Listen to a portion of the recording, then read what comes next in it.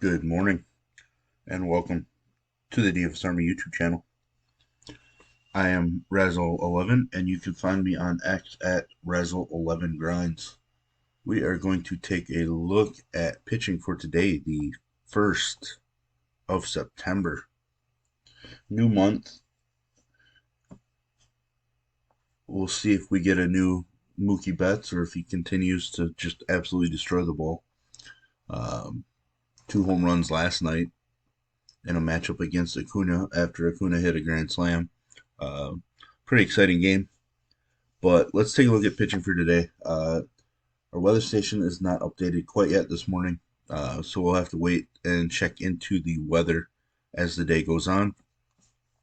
So let's just dive into the actual matchups. At the top, we get Tyler Glasnow, a minus 178 road favorite against Cleveland. Glasnow struggled 2 starts ago, but prior to that was rolling.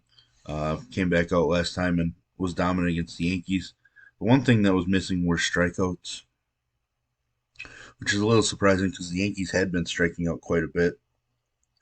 Uh, I think he's in line for a pretty strong game.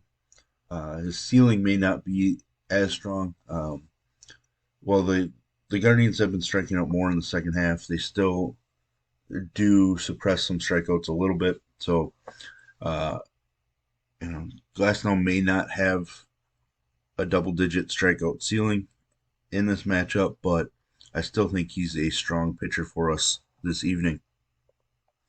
Max Scherzer against the strikeout-happy Twins. He is a minus 155 home favorite. He struck out 10 against them the first time he faced them this year. I am very interested. Obviously, his last start was against the Twins. That is a worry, just because I hate when guys make back-to-back starts against the same team. Advantage goes to the hitters in that scenario. He does have double-digit strikeouts in 2 of his last 3 starts. I think he's an excellent option for us this evening. A couple more really excellent options here at the top. Zach Wheeler against the Brewers. Strong on the road, coming off a 10 strikeout performance, which came after 4 just mediocre starts. So it's good to see. And we know that I love picking on the Brewers with pitching. Philly is actually a minus 115 favorite in this game, which kind of catches me off guard a little bit just because Freddie Peralta's been absolutely dominant at home. Strikeouts are just elite when pitching at home, not allowing many hits at all. Hasn't allowed more than 3 runs since July 21st. Double-digit strikeouts in 2 out of his last 4 starts. He's just been extremely strong. Now, Philly does have the more dangerous lineup of the two, but I want exposure to both of these guys for sure this evening. Verlander against the Yankees. He's made 3 starts against them this year and allowed just 3 runs total. That's good enough for me to see. He's been dominant over the last 2 starts. No runs allowed, 16 strikeouts. I like the way that he's rolling, so I am going to gladly play Justin Verlander as a minus 190 favorite in this game. The Yankees are going young. They called up a couple of guys that might be making their debut tonight. I like the matchup for Verlander against a weak and young Yankees lineup as they look to see what they have in the future. Kodai Senga is throwing the ball really well. He's actually a minus 125 underdog. Seattle's the minus 125 favorite. Game total just 7.5. Seattle has been pretty explosive offensively. Senga's been really good. I think this is a sneaky spot, but it's a dangerous one. I know for much of the season we picked on Seattle with some pitching because of their high K numbers. It's still certainly possible, but it hasn't been the case as much over the last few weeks. Uh, so of these guys here, over 9K, Senga is probably one of the last guys that I would end up using, but that just shows you how stacked the pitching is on this 14 game slate this evening. Eduardo Rodriguez, a minus 155 favorite against the White Sox. Coming off of a tough start, kind of been every other the last few starts. Um, he was having a great season prior to getting hurt. Dominated the White Sox first time he faced them. His overall numbers are slightly stronger on the road, so this fits. He's kind of in the Senga boat. He has a better matchup than Senga, but he hasn't been as consistent as Senga. Uh, so it could be a toss up between those two to make my pitcher pool. Uh, a lot's going to have to go in today in making a decision because, like I mentioned, there are plenty of options for us to use this evening. Logan Gilbert, the favorite over the Mets, coming off of a strong performance, uh, but was kind of weak in the two performances before that. I'm interested just because we do pick on the Mets a little bit, but his K numbers aren't as strong on the road. Uh, Allows plenty more hits, but it's still a great spot. I'm just not sure he has the same kind of upside as the guys above. Um, but I would guess that initially he's going to be in my pitcher pool. I'm not going to use Max Fried against the Dodgers. I know I used Strider last night. I mean, Fried is solid. He could definitely put up a dominant performance. He's been really strong on the road as well, but with this many options, I just don't think we need to gamble with Max Fried against that Dodgers offense. Yuri Perez against the Nats. Made two starts against them, absolutely dominating. 13 strikeouts against them. Uh, has not been great on the road, so there is a worry there. But uh, he absolutely dominated the Dodgers on the road, though, which that performance just blew me away. Super, extremely talented young arm. I I like him in the spot. I know we talk about how Washington doesn't strike out a whole lot, but he's out there striking out Washington quite a bit in their meetings before. So I am very interested. He's a minus 165 favorite in that game. Um, Joe Ryan, not going to use him against Texas. Came back and looked sharp in his return from the IL, but I'm just not going to do it. That was against this Texas squad. Texas at home is a little different beast than Texas on the road, so uh, I will gladly fade Joe Ryan. Michael Walker, solid against the Giants. First time he faced them, no strikeouts though, which is really weird considering the Giants strike out a decent chunk. He's been absolutely spectacular when pitching at home this season.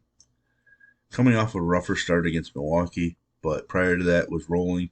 I think he's a perfectly solid option um, this evening.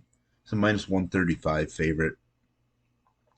Not going to offer a massive ceiling by any means, but the upside is definitely there to be in the GPP winner. Mitch Keller hasn't been as strong on the road, but his last three starts have been really solid.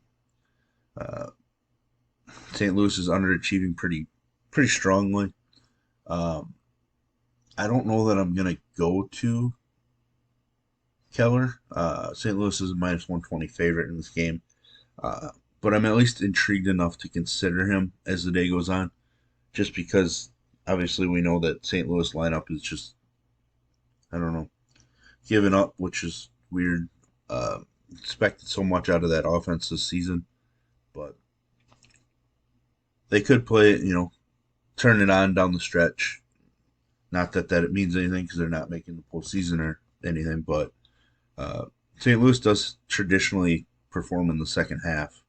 So something to think about. Urias against Atlanta, no thanks. As much as I love Julio Urias and his numbers at home have been elite, I'm just not going to take pitching in this game on a 14 game slate.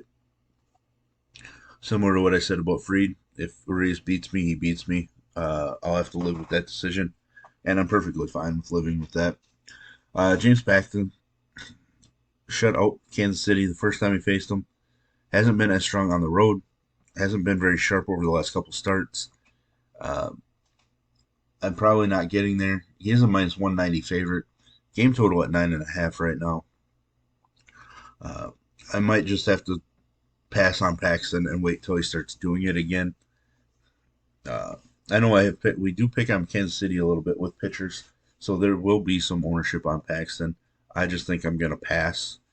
Uh, might just go to Patrick Sandoval. He's made two strong starts against Oakland already. He has been best on the road, coming off of a decent start against the Mets. The walks are the big issue for me, and that's a worry. Um, he has seen some strikeouts tick up a little bit, so I think he's a pretty solid option, to be honest. He is a minus 155 favorite in this game, so I think Sandoval is the play over Paxton, even though I think Paxton, in general, might have a higher ceiling. I just don't know that he approaches that right now with the way that he's throwing the baseball. No thanks on Rodon. I know he strikeouts came back a little bit last time out, but I'm just not going to use him against Houston. JP Sears struggled against the Angels. It'll be a different Angels lineup since they waived too many guys, but he just hasn't been throwing the ball well, so I will gladly pass. Hyun-Jin Ryu going into Colorado. This is one I want to dig into to see what his starts were like in Colorado when he was pitching for the Dodgers. Um, I'm interested just because the Colorado lineup is so weak.